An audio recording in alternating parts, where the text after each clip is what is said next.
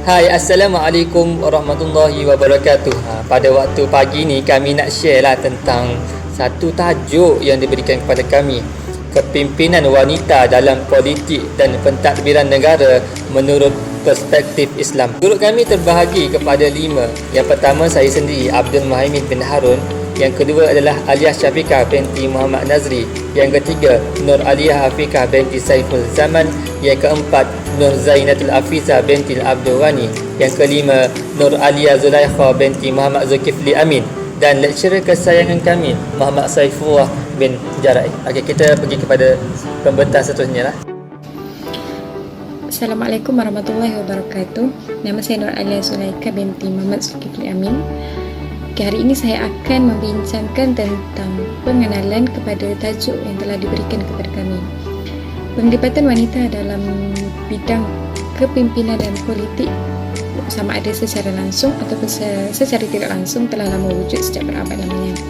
Pada zaman Rasulullah SAW, walaupun tiada wanita yang memimpin ataupun mentadbir, namun golongan wanita merupakan golongan yang pertama yang memberikan ketaatan kepada kenabian baginda Rasulullah SAW. Wanita tersebut merupakan isteri baginda, iaitu Khadijah binti Khuwailid. Hal ini juga berlaku dalam sistem politik pada zaman sekarang, di mana sistem politik bukan sahaja ingin meraih undi daripada wanita, namun ingin menambah kerusi pencalonan kepada mereka kerana kemahiran dan keupayaan mereka yang semakin meningkat.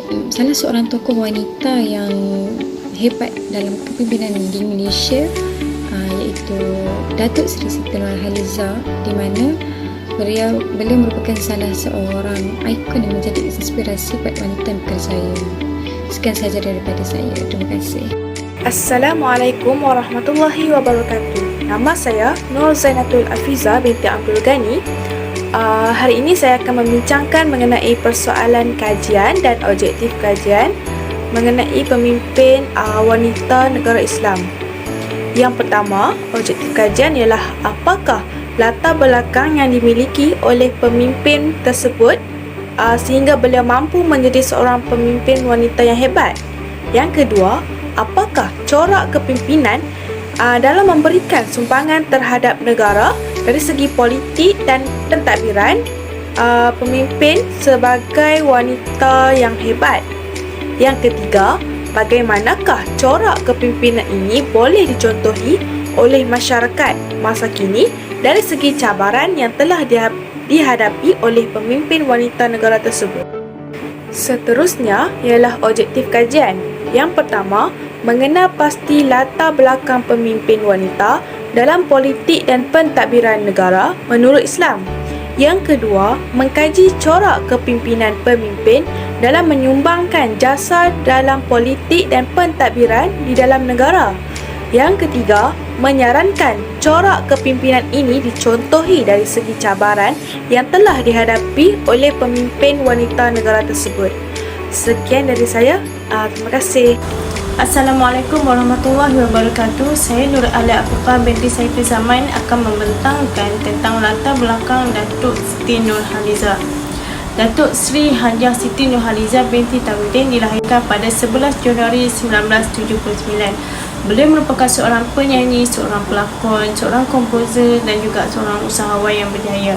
Beliau telah menerima lebih 300 anugerah tempatan dan juga antarabangsa. Beliau telah membuat penampilan solonya pada tahun 1995 ketika berusia 16 tahun selepas memenangi pertandingan nyanyian yang dipanggil Bintang HMI.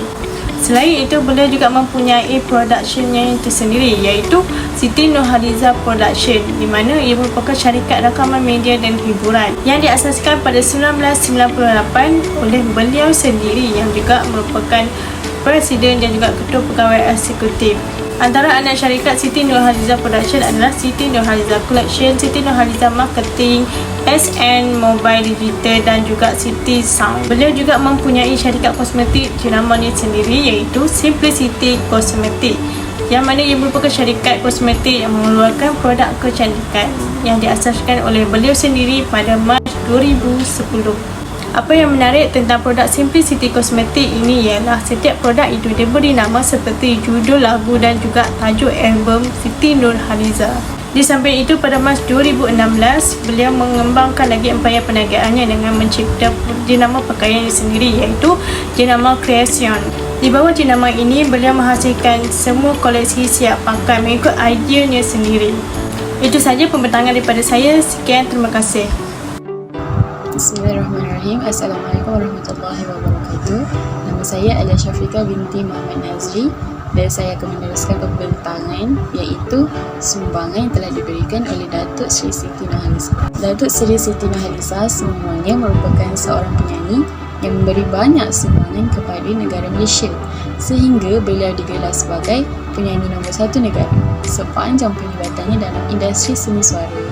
Antara sumbangan Datuk Seri Siti Nurhaliza ialah yang pertama, beliau telah berjaya menjadi penyanyi pertama dari Malaysia yang diabadikan di Walk of Fame Adelaide, Australia selepas berkecimpung selama 25 tahun dalam bidang industri seni suara. Kejayaan itu adalah satu usahanya dalam terus memperkenalkan nama dan budaya Malaysia di pesada dunia. Beliau sangat berpuas hati sebagai anak seni, beliau berpeluang untuk memperkenalkan budaya Malaysia di luar negara. Seterusnya, Datuk Seri Siti Nurhaliza juga tidak dilupakan sumbangannya kerana pada tahun 1998, beliau telah dipilih di kalangan artis Malaysia untuk mengadakan persembahan semasa majlis penutup Sukan Commonwealth 1998 di hadapan Ratu Elizabeth II dan konsert beliau, putera Philip, Duke Edinburgh dan di kalangan ahli delegasi dan pegawai daripada 70 negara-negara termasuk mereka yang daripada negara-negara Commonwealth. Pada tahun 2005, beliau menjadi artis pertama dari Asia Tenggara dan ketiga dari Asia yang mengadakan konsert secara solo di Royal Albert Hall, London dan diiringi oleh Orkestra Simfoni London. Pada tahun yang sama juga, beliau telah disenaraikan di kedudukan kedua sebagai Asia's Best Musical Artist oleh MTV Asia dan Biggest Asian Artist oleh Channel 4 UGA di kedudukan kedua. Sumbangan yang seterusnya, beliau adalah antara penyanyi paling masyhur di dalam sejarah Asia dan pertama paling berjaya di rantau Asia Tenggara. Beliau juga disenaraikan sebagai salah seorang daripada 500 Muslim yang berpengaruh di dunia oleh Royal Islamic Strategic Studies Center di Amman, Jordan bagi 2016 sehingga 2021. Sebagai ahli perniagaan, beliau memiliki aset-aset perniagaan termasuk Siti Nurhaliza Production iaitu media massa, Simplicity iaitu produk kosmetik, Creation iaitu fashion, Beauty City iaitu minuman dan Afia iaitu tudung. Selain itu, beliau juga mewujudkan tabung bantuan kemanusiaan kepada para petugas barisan hadapan ekoran dari pandemik COVID-19 yang disebut sebagai tabung PKP Siti Nurhaliza. Sehingga 15 April 2020, sebanyak RM2,172 telah terkumpul. Sepanjang kerjayanya, Siti telah terlibat dalam beberapa acara berkaitan amal, termasuk mengadakan konsert amal, rumah terbuka dan melancarkan tabung amalnya sendiri. Pada Mac 2004, beliau menubuhkan tabung perhatian Siti, menjadikan beliau artis Malaysia pertama yang mempunyai tabung amal bersempena namanya yang bermatlamat untuk mengumpul sekurang-kurangnya RM50,000 untuk rawatan perubatan dan pendidikan kanak-kanak. Sekian sahaja daripada saya. Terima kasih. Cabaran kali ini adalah cabaran Cik Siti ni untuk menghadapi dalam dunia perniagaan. Okey, pertama kali beliau ni terpaksa mengeluarkan modalnya sendiri untuk memulakan perniagaan. Selepas tu pula, pihak bank tak berani beri pinjaman kepada beliau kerana tidak mempunyai pengalaman langsung dalam perniagaan. Lepas tu, apa yang jadi? Para petugasnya terpaksalah bekerja keras untuk memastikan keperluan menepati biayawan pembangunan produk yang selamat, pemasaran, rangkaian bekalan dan penyelidikan sumber bahan. Jadi bila benda ni berlaku, Cik Siti ni dia mementingkan bahan yang digunakan adalah status halal dan mendalami ilmu berkaitan produknya dengan lebih baik. Cabaran ni meningkatkan lagi lah kualiti dia. Yang keempat, bila berlaku kekangan ekonomi, Cik Siti ni buat apa?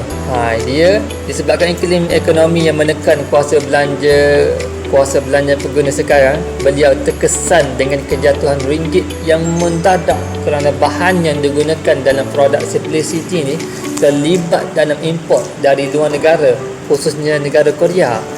Walaupun jualan beliau mencecah angka jutaan ringgit setahun, namun beliau juga menghabiskan puluhan ribu ringgit sebulan untuk melunaskan tuntutan GST. Assalamualaikum warahmatullahi wabarakatuh. Nama saya Nur Alia Sulaika binti Muhammad Zulkifli Amin. Secara kesimpulannya, Islam tidak mengecualikan hak dan kedudukan wanita dalam kepimpinan politik dan pentadbiran. Peranan wanita dalam membangunkan kepimpinan politik dan pentadbiran diakui bermula daripada penganugerahan hak wanita dalam menimba ilmu, di mana wanita dapat menyumbang kepada diri sendiri, keluarga, masyarakat dan negara untuk memartabatkan agama Islam. Kecekalan dan kegigihan Datuk Seri Siti Nurhaliza seharusnya dicontohi oleh para wanita dan orang ramai. Beliau telah mengharumkan dan juga menaikkan nama negara Malaysia di persada dunia. Ilmu keusahawanan dan perniagaan yang ditampilkan oleh beliau juga menunjukkan bahawa beliau merupakan seorang yang suka mencari ilmu dan membuat kaji selidik sebelum mengeluarkan sesuatu produk.